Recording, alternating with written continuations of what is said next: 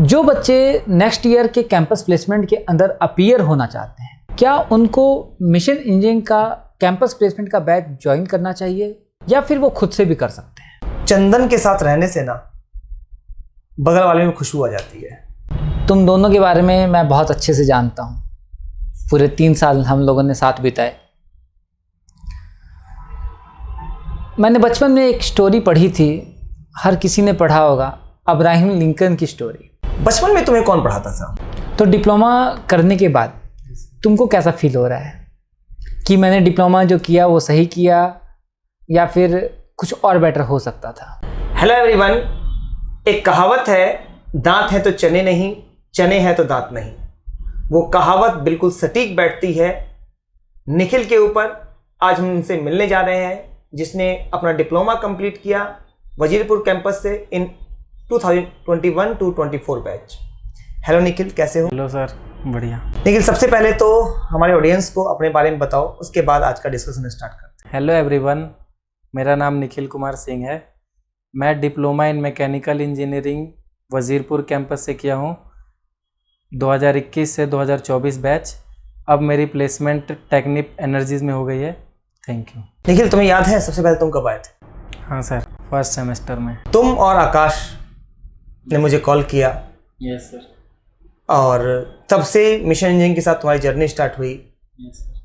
और सबसे अच्छी बात तो ये कि मुझे हमेशा ये लगते रहे कि तुम एक एवरेज स्टूडेंट हो, मतलब better than average, no doubt, but you are all time topper, right?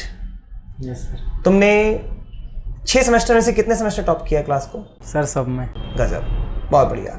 इसीलिए वो सेंटेंस बोला मैंने स्टार्टिंग में कि दांत है तो चने नहीं और चने हैं तो दांत नहीं। अगर तुम्हारी फाइनेंशियल कंडीशन अच्छी होती तो डेफिनेटली मैं तुम्हें गाइड करता कि तुम्हें बीटेक के लिए जाना चाहिए। Yes sir. बट तुमने अपनी मेहनत के दम पर जिस कंपनी को अचीव किया है, दैट इज़ रियली गुड। और वहाँ से भी करियर, एक बहुत अच्छा करियर बनाया जा सकता है। Yes sir. निखिल, तुम जब डिप्लोमा में एंटर किए थे तब तुम्हारा क्या एम था? सर डिप्लोमा में तो मैं एंटर किया था तो सबसे पहला गोल यही था कि मतलब डिप्लोमा कंप्लीट करना है बढ़िया नंबर से और प्लेसमेंट लेनी है मेरे को, क्योंकि सर फाइनेंशियल कंडीशन ठीक नहीं था मेरे घर का, तो प्लेसमेंट सर मेरी फर्स्ट प्रायोरिटी। तो तुमने वजीरपुर कैंपस क्यों चूज किया था? सर उस समय मेरे को डिप्लोमा के बारे में इतना नॉलेज नहीं था पॉलीटेक्निक से, तो और कोई गाइड करने वाला भी मेरे पास नहीं था। तो उस समय सर मैं खुद से ही कर रहा था और जो मेरे को अच्छा लगता रहा वो मैं करता रहा। पूसा में भी मैंने अप्लाई किया था, लेकिन उससे पहले मेरा वजीरपुर में नाम आ गया, तो मैं दूसरा चांस ना लेते हुए उसी में कर लिया, इस डर से कि कहीं उसमें नाम ना आए तो मेरा साल ख़राब ना हो जाए, इसलिए मैं उसी में एडमिशन ले लिया। तो तुमने डिप्लोमा 10th के बाद किया है या 12th के बाद? सर मैं 12th के बाद किया। 10th में क्या परसेंटेज थी आपकी? सर 80 थी। और 12th? 12th में सर 65 थी। तो 12th में इधर डाउन होने का रीजन? सर 12th में परसेंटेज गिरने का कारण ये था कि एक तो मतलब गाइडेंस मेरे को अच्छी नहीं मिली, उस पे से सर मेरे पास फिजिक्स, केमिस्ट्री, मैथ के साथ बायोलॉजी भी था, तो कभी मैं मैथ में ध्यान लगाता तो बायोलॉजी रह जाता, बायोलॉजी में ध्यान लगाता तो मैथ रह जाता। इस वजह से सर थोड़ा कम पड़ गया, मतलब कंसंट्रेशन था मेरा डाइवर्ट हो गया, और कोचिंग भी बढ़िया से सर नहीं मिल पाई मेरे को। तो 12th की कोचिंग कहाँ ज्वाइन की थी? सर 12th का इधर ही अपने तरफ लोकल एरिया में ही किया था मैं। और 3 साल तुम मिशन इंजीनियरिंग के साथ रहे। तो मिशन इंजीनियरिंग की कोचिंग कैसी लगी? सर मिशन इंजीनियरिंग का सर कोचिंग बहुत अच्छा था। पहले सर आप राजन सर आप मेरे को मैथ पढ़ाते थे, तो सर वो चीज़ जो मेरे को 12th में समझ नहीं आई थी, वो सेम चीज़ मैं डिप्लोमा में आके एक बार में समझ गया था। और सर टेक्निकल की बात रही तो अभिषेक सर, इनके सर जो एग्जाम्पल होते थे समझाने के, इतना एकदम सिंपल लैंग्वेज में जो समझाने का तरीका था, और जितने बार भी डाउट हो सर पूछ लो, इन सब चीज़ों से मतलब कभी भी मतलब मेरे को ऐसा नहीं लगता था कि कहीं मेरे को दिक्कत आ रही है, चाहे मेरे को ये नहीं आ रहा है, हर चीज़ मतलब आसानी से पार करता गया मैं सारी सिचुएशंस। तो डिप्लोमा करने के बाद तुमको कैसा फील हो रहा है कि मैंने डिप्लोमा जो किया वो सही किया या फिर कुछ और बेटर हो सकता था? सर जब तक पढ़ता था तब तक तो टेंशन रहती थी, लेकिन डिप्लोमा के बाद प्लेसमेंट हो गई है तो अभी तो सर बहुत अच्छा लगता है। डिप्लोमा में तुम्हारी परसेंटेज क्या रही? सर डिप्लोमा में मेरी 90 प्लस। 90 प्लस परसेंटेज है? अरे वाह, क्या बात है। एवरेज 90 है सर। इस परसेंटेज का ये फायदा हो सकता है, अगर तुम्हारी बजाय किसी और बच्चे के पास परसेंटेज हो जिसको बीटेक करना हो, तो उसको ऑल ओवर इंडिया लेवल पर वो कॉलेजेस जो डायरेक्ट परसेंटेज के बेस पर एडमिशन लेते हैं उनमें 1 गो में एडमिशन हो जाएगा in the first round. But ठीक है, इसमें भी हम बहुत आगे जा सकते हैं। तुम्हें नहीं मालूम होगा आज टेक्निप एनर्जीज के बारे में, लेकिन जो मुझे मालूम है टेक्निप एनर्जीज के बारे में, क्योंकि मेरे बहुत बच्चे हैं उसके अंदर और इवन कि मेरा फ्रेंड सर्कल भी उस लाइन से है, तो इसलिए मैं बता सकता हूँ कि वो लाइन बहुत अच्छी है और इतना ग्रो कर सकते हो। और बड़ी बात यह है कि सिर्फ इंडिया में ही नहीं, इंडिया से बाहर भी टेक्निप एनर्जीज का बहुत ज़्यादा स्कोप है और इस फील्ड का बहुत ज़्यादा स्कोप है। बाय द वे, एक मल्टीनेशनल कंपनी में सिलेक्शन के बाद तुम्हारी क्या फीलिंग आई? सर मल्टीनेशनल कंपनी में सर प्लेसमेंट मिला, जब मेरे को पता चला कि मैं सेलेक्ट हो गया हूँ तो मेरे को बहुत खुशी हुई, क्योंकि जो मल्टीनेशनल कंपनीज़ के सर जो फैसिलिटीज़ होते हैं वो फैसिलिटीज़ सबको लेना चाहता है। एग्जैक्टली। और सबको मिल नहीं पाता है, तो मुझे मिल गया, मेहनत करना पड़ा पर मिल गया, तो सर देख के मेरे को बहुत खुशी हुई, बहुत अच्छा लगता है सर सोच के। तो आगे का क्या सोच रहे हो कि तुम्हें आगे क्या करना है? सर अभी तो मेरे को जॉब करना है और मेहनत से करना है पूरी, पर अगर कंपनी की कोई ऐसी पॉलिसी रही कि सर आगे हम पढ़ाई कर सकते हैं जॉब के साथ साथ, तो डेफिनेटली सर जॉब के साथ साथ मैं बीटेक करना चाहूँगा। अच्छा निखिल, तुम्हारी फैमिली में कौन कौन है? सर मेरी फैमिली में मेरे मम्मी पापा हैं, मेरा छोटा भाई है और मैं हूँ। बचपन में तुम्हें कौन पढ़ाता था? सर बचपन में जब मेरे को याद है बहुत छोटा था तो मैं जमशेदपुर टाटा में रहता था, तो फर्स्ट टीचर तो मेरी बुआ रही हैं, मेरे को बहुत मारती भी थी, लेकिन मैं पढ़ना असलियत में पढ़ना मैं वहीं से सीखा हूँ, तो फर्स्ट टीचर मेरी बुआ रही है। बिकॉज मैंने ये क्वेश्चन इसलिए पूछा क्योंकि जो इनिशियल फेजेस में टीचर होते हैं ना, वो हमारा बेस रखते हैं। यस और वो अच्छा होना बहुत इम्पोर्टेंट है। ये वीडियो पता नहीं कहाँ कहाँ तक पहुँचेगी और मेरी हर पेरेंट्स से गुजारिश है कि अपने बच्चों का बेस जिस टाइम में आपको दिखता है उस टाइम से बनाना स्टार्ट कर दो। मतलब परसेंटेज आना ही सब कुछ नहीं है, लेकिन बेस स्ट्रांग होना हमेशा के लिए काम करता है। परसेंटेज कम हुआ 12th में, ओवरकम कर गए ना, और आज 90% पर है। आज एक मल्टीनेशनल कंपनी के हम पार्ट होने जा रहे हैं और सिर्फ 2 दिन के बाद ही, परसों से ही ज्वाइनिंग है ना। हाँ, तो ये अपने आप में बहुत बड़ी अचीवमेंट है। और सच्चाई तो ये है कि इंजीनियरिंग फील्ड में जो भी जाता है हर किसी का सबसे बड़ा सपना होता है कैंपस प्लेसमेंट। बाहर से कोई कितनी ही जॉब लग जाए, पूरी ज़िंदगी में पता नहीं कितनी ही जॉब चेंज करनी पड़ती हैं, लेकिन कैंपस प्लेसमेंट अपने आप में एक बहुत बड़ी चीज़ है, अपने आप में एक बहुत बड़ी अचीवमेंट है, लाइफ टाइम सक्सेस की बात है। और मैकेनिकल इंजीनियरिंग के बाद तो दिल्ली में बहुत कम बीटेक कॉलेजेस ऐसे हैं जो इतनी अच्छी प्लेसमेंट दे पाते हैं। इवन कि दिल्ली नहीं बोलूँगा, दिल्ली एनसीआर बोलूँगा पूरा मैं, और मैं बहुत सारे स्टेट्स बोलूँगा जिनके अंदर इतनी अच्छी प्लेसमेंट नहीं हो पाती है जितनी दिल्ली के पॉलिटेक्निक्स में हो पाती है। अच्छा निखिल, तुम्हारा कॉलेज में बेस्ट फ्रेंड कौन था? सर बेस्ट फ्रेंड एक आकाश है, वो भाई की तरह एकदम मेरे। तुम्हें और आकाश को जब देखता हूँ ना, तो मुझे मेरे दिमाग में एक बात चलती है, और वो ये कि चंदन के साथ रहने से ना बगल वाले में खुशबू आ जाती है।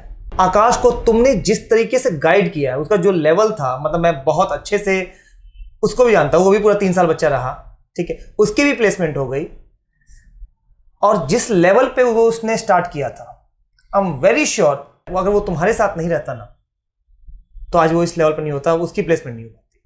उसका क्रेडिट मैं मिशन इंजीनियरिंग को नहीं, मैं निखिल को देना चाहता हूँ। रियली मतलब तुम इस तरीके से नहीं गाइड करते थे कि तुम्हारा कुछ स्वार्थ है, तुम हमेशा उसको इस तरह से गाइड करते थे कि तू कर, तू ट्राई कर, मैं तो बता ही दूंगा। एक बड़े भाई के साथ, बेशक से तुम क्लासमेट थे दोनों के दोनों, लेकिन तुम हमेशा बड़े भाई की तरह उसको ऑल टाइम मतलब तू कर तू कर तू कर। और मैंने एक दो बार तो ये देखा था मजाक भी उड़ाते थे क्लास में सर, कभी कभी उसके इंग्लिश को लेके लेकर के भी, और उसकी गलतियां करते था, वो गलतियां करता था तो मुझे बताते थे कि सर देखो ये इसने क्या कर दिया। एक बार तो ये फील हुआ था, कैंपस प्लेसमेंट के बैच की बात बता रहा हूँ मैं, एक बार तो मुझे ये फील हुआ था कि तुम मुझे क्यों बता रहे हो, तुम उसको डायरेक्ट सिखा दो ना। फिर बाद में मैंने फील किया कि तुम इसलिए बताना चाह रहे हो कि चीजें वो रिमाइंड करे, थोड़ा सा वो शर्म पर ले, और वो चीज़ों को जितना शर्म पर लेगा, जितना सोचेगा इस बारे में कि हाँ मैंने गलती की है, तो वो ज़्यादा अच्छा कर पाएगा और वो उसने प्लेसमेंट ली। Yes sir. निखिल और आकाश, तुम दोनों के बारे में मैं बहुत अच्छे से जानता हूँ, पूरे 3 साल हम लोगों ने साथ बिताए। मैंने बचपन में एक स्टोरी पढ़ी थी, हर किसी ने पढ़ा होगा, अब्राहम लिंकन की स्टोरी। तुम दोनों के दोनों सुबह आई थिंक 3-4 बजे उठ जाते थे न्यूज़पेपर, 4 बजे उठ जाते थे न्यूज़पेपर डिस्ट्रीब्यूट करने के लिए। स्टार्टिंग फेज में तुम लोगों ने मेरे को बताया ही नहीं था कि क्लास में कभी जैसे एक्स्ट्रा क्लासेस चलती थी तुम लोग की, तो तुम लोग नहीं आ पाते थे सैटरडे संडे को मॉर्निंग वाली क्लासेस में। आई थिंक एक आध क्लास मिस भी हुई है इस चक्कर में, क्योंकि संडे को शायद काम ज़्यादा होता था, बाद में तुम लोगों ने मुझे बताया। तो स्टार्टिंग फेज में तुम लोगों ने मुझे सर ये था काफ़ी, लेकिन लास्ट में मैं पकड़ गया था उस बात को, कुछ तो गड़बड़ है, और आखिरकार तुम लोगों ने मुझे बता दिया उस चीज़ को। तुम लोग इतना काम करते थे और तुम टॉपर भी बने, दोनों को एक साथ कैसे मैनेज करते थे? क्योंकि न्यूज़पेपर डिस्ट्रीब्यूट करना एक दिन का काम नहीं है। Yes sir. जहाँ तक मैं तुम्हारी बातों से समझ पाता था कि तुम 1 घंटे भी डिले नहीं कर सकते थे उस चीज़ के अंदर। दोनों को कैसे मैनेज करते थे? सर मैं तो पहले गांव में रहता था, तो गांव से मेरे को मेहनत करने की आदत थी, क्योंकि गांव का कोई ऐसा काम नहीं होगा जो मैं नहीं किया हूँ, खेती बाड़ी सब किया। तो वहाँ से सर मेरे को पहले से मेहनत करने का मतलब हैबिट था। फिर जब यहाँ दिल्ली में आया तो अब कब तक कोई घर वालों से मांगेगा, तो इसलिए सर न्यूज़पेपर डिस्ट्रीब्यूशन का काम देखें, और सर आदत पहले से ही बनी हुई थी, तो मतलब मैनेज थोड़ा करना कभी कभी मुश्किल हो जाता था, क्योंकि जब मैं डिप्लोमा स्टार्ट किया था उसी समय मेरे मम्मी की भी तबीयत बहुत ज़्यादा ख़राब थी, तो वो भी मैनेज करना होता था। सुबह न्यूज़पेपर डालने भी जाना होता था, फिर दिन भर का कॉलेज भी होता था। स्टार्टिंग में 8:30 बजे हमारी कॉलेज होती थी क्लास, और शाम को 5 बजे छुट्टी। उसके बाद फिर घर आके पढ़ना भी होता था और खाना वाना भी बनाना होता था। तो सर रोज़ रोज़ करते करते सर धीरे धीरे आदत पड़ गई थी। निखिल, तुमने ओनली डिप्लोमा पास नहीं किया है, तुमने 90% के साथ क्लास टॉप किया है। आई थिंक 3rd और 4th में शायद तुम DSU के भी टॉपर रहे। अब मुझे एक चीज़ बताओ कि जो तुम्हारे साथ के जो बच्चे थे वो टॉप क्यों नहीं कर पाए? सर सब तो नहीं, पर कुछ थे मेरे कॉम्पिटिटर, वो हमेशा मेरे से छुप छुप के पढ़ाई कर लेते थे, या कुछ कॉलेज में होता था तो मेरे को नहीं भी बताते थे। तो सर मतलब ऐसा बहुत बार देखा है मैंने कि कभी उनसे मेरा आधा नंबर भी ज़्यादा आ गया तो वो तुरंत मेरी कॉपी लेके रीचेक कराने पहुंच जाते थे सर से कि सर इसका आधा नंबर ज़्यादा कैसे हो गया। तो हमेशा वो मेरे पीछे पड़े रहते थे कि मतलब ये ज़्यादा कैसे ला रहा है, क्या कर रहा है, कैसे नोट्स बनाता है, क्योंकि टीचर तो एक ही सबको पढ़ाते हैं क्लास में, लेकिन उसी में से कोई मतलब आगे बढ़ जाता है और किसी को समझ नहीं आता है। तो मेरे पीछे सर लगे रहते थे लड़के। अच्छा निखिल, डाइट कॉलेज के सबसे फेवरेट टीचर तो कौन थे तुम्हारे? सर मेरे 2 फेवरेट टीचर थे। एक मैकाट्रॉनिक्स की मैम थी, साइमा मैम, वो मेरे को बहुत मानती थी, हमेशा सपोर्ट करती थी, क्योंकि उनके सब्जेक्ट का भी मैं टॉपर ही था। और दूसरे मेरे सर थे थर्मल इंजीनियरिंग के। वो सर मतलब जब पहली बार आए थे थर्मल फर्स्ट पढ़ाने, तो जब स्टार्टिंग में आए थे तो बहुत ज़्यादा स्ट्रिक्ट थे, मतलब सारे बच्चों की मतलब डरते थे बहुत ज़्यादा उनसे, मैं भी था उनमें से एक। पर फिर जैसे मिड सेमेस्टर आया, एग्ज़ाम हुआ, मेरा फिर से टॉप में नंबर नाम आया, तो वो मेरे को फिर मेरे नाम से जानने लग गए। तब से क्लास में सबको कुछ भी बोल देते थे, लेकिन मेरे को नहीं बोलते थे। वो मेरे को हमेशा मानते थे, मेरे से हंस के बात करते थे। फिर जब वो सेकंड थर्मल पार्ट पढ़ाने आए, तो सर एक मेरा दोस्त था, तो वो मेरे पीछे बैठता था। तो एग्ज़ाम में सर वो मेरे में से ऐसा हो गया था कि वो मेरे में से लिखे या ना लिखे, वो सर तुरंत बोल देते कि तू निखिल में से देख के लिखा है। और मेरे को वो सर बहुत मानते थे। तो ये 2 टीचर सर मेरे बहुत फेवरेट रहे हैं। अच्छा निखिल, एक बात बताओ कि तुम पढ़ने में बहुत अच्छे थे, मतलब बहुत अच्छे थे तुम पढ़ने में, नो डाउट, और तुम क्लास के भी टॉपर्स थे, टीचर्स भी तुमको मानते थे। तब तुमने मिशन इंजीनियरिंग क्यों ज्वाइन किया था? और तुमने लगभग सारे सब्जेक्ट में मिशन इंजीनियरिंग को ज्वाइन किया है, तो क्या रीजन था? सर मिशन इंजीनियरिंग को मैं स्टार्टिंग में ज्वाइन किया था, और स्टार्टिंग में ज्वाइन किया क्योंकि मेरे पास कोई गाइडेंस नहीं थी, मेरे को कुछ नॉलेज नहीं था। क्योंकि सही बात बताना चाहूँ तो पहले मैं डिप्लोमा करने का मैं कभी सोचा ही नहीं था, लेकिन लाइफ में कुछ ऐसा हुआ, फिर ऐसा टर्निंग पॉइंट आया कि फिर मैं इधर घुस गया डिप्लोमा में। फिर जब ले लिया तो सोचा कि इसको बहुत अच्छे से करूँगा और जॉब लूँगा, लेकिन मेरे को कोई ना बताने वाला था, ना मेरे पास गाइडेंस थी, इसलिए मैं मिशन इंजीनियरिंग को ज्वाइन किया। और स्टार्टिंग में ज्वाइन किया तो मेरे को सब कुछ बहुत अच्छा लगा, पढ़ के भी बहुत अच्छा लगा, कुछ भी डाउट होता था, किसी चीज़ में मेरे को दिक्कत नहीं आई, इसलिए सर मैं स्टार्टिंग से एंड तक जुड़ा रह गया। तुम्हें कैंपस प्लेसमेंट के अंदर सबसे ज़्यादा किस पोर्शन से डर लगा? सर सबसे ज़्यादा अगर कैंपस प्लेसमेंट की बात करी जाए तो ग्रुप डिस्कशन वाला जो पोर्शन है, उससे सर मेरे को थोड़ा डर लगता था, क्योंकि सर उसमें अचानक से हमारे पास टॉपिक आ जाता था। और सर मेरे अंदर ये कि मेरे से बना के चीज़ें नहीं बोली जाती है, तो मैं ज़्यादा नहीं बोल पाता हूँ, इसलिए सर ग्रुप डिस्कशन वाला जो पोर्शन था वो सर मेरे को सबसे ज़्यादा दिक्कत करता था। लेकिन मेरे को अभी भी तुम्हारा 2 जीडी याद है जिस पे तुमने बहुत अच्छा बोला था। एक डोरी सिस्टम था और आई थिंक एक साइबर क्राइम करके कुछ था, राइट ना, जिसके ऊपर तुम बहुत अच्छा बोले थे, मुझे आज भी याद है। एक्चुअली इंटेलिजेंट बच्चों को अपने अंदर कुछ ना कुछ कमी दिख ही रही होती है। इसका पोर्शन वो भी स्ट्रांग है, लेकिन बाकियों के कंपैरिजन में इसको लगता है कि हाँ, क्योंकि जितना टेक्निकल का इंटरव्यू स्ट्रांग है इसका, जितना नॉन टेक्निकल स्ट्रांग है, उसके कंपैरिजन में जीडी इसका डाउन है, अदरवाइज जीडी इसका काफ़ी। सर मेरे अंदर अब खासियत है या मेरा माइनस पॉइंट है, मुझे नहीं पता, लेकिन सर मेरे अंदर ये है कि मैं कितना भी तैयारी कर लूँ, चाहे मेरे को सब कुछ आता हो, उसके बारे में सब पता हो, लेकिन जब तक वो चीज़ मैं कर नहीं लेता हूँ ना, तब तक मेरे को सर कॉन्फिडेंस नहीं आता है।